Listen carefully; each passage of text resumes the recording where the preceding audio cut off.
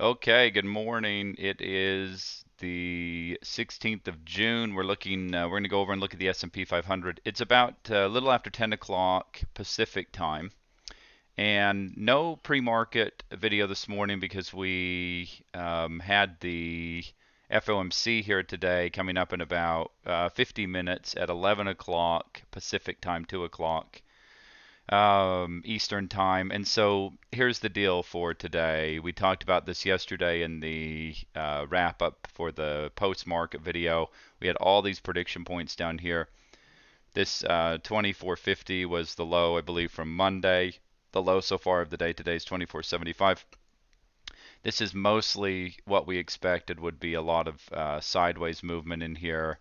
We knew we could come down and test this area, and it's not at all out of the question that they do break down.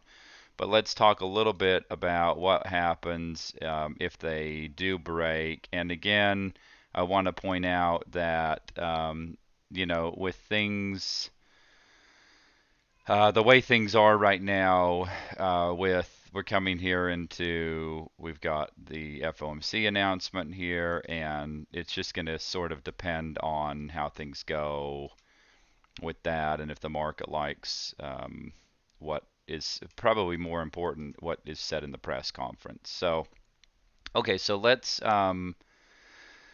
just look right here, down here. If they were to break, I just this 19 area, give or take a point or so, that's something to keep an eye on. It depends on the timing. That's why I'm saying it that way. And then I believe 1350, 13 three quarters. So 13 three quarters, that would be kind of a next area to watch.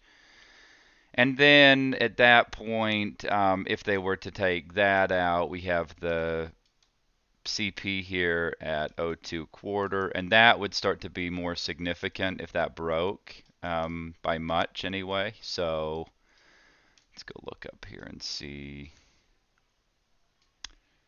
So we're probably,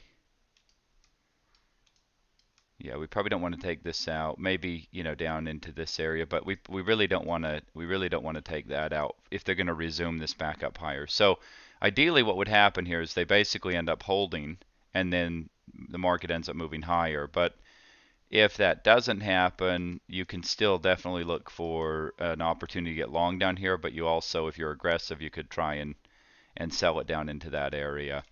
For higher, it's going to be really important. They've got to get out of all of this mess that's going on here, this 42.75.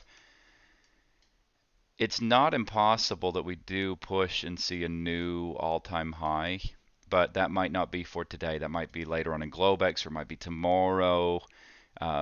So it might be a little bit premature to have that happening here today. So we'll just kind of have to pay attention to that. But so, I wish there was a really clear picture of, but what I could tell you is that right now, even some selling around the FOMC, I'd be a little bit skeptical of it. Doesn't mean you can't trade it and get what there is to get on that side, but I'd just be a little bit skeptical of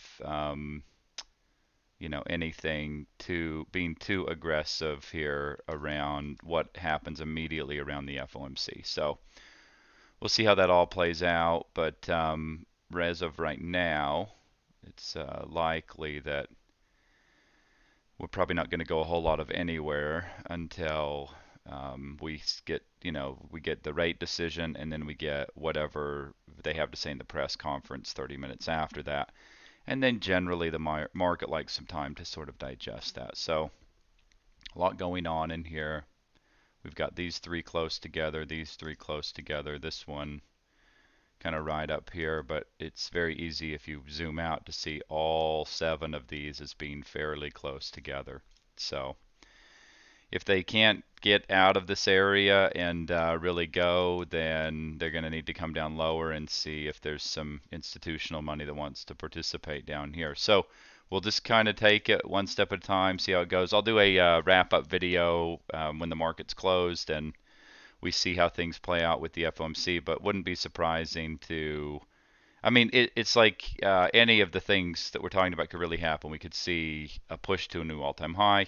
we could see the market not really do a whole lot of anything, kind of up and down, the sideways stuff that it's been doing. We could see more selling. What I'm trying to tell you is that all those things, while they could happen, I want to give you a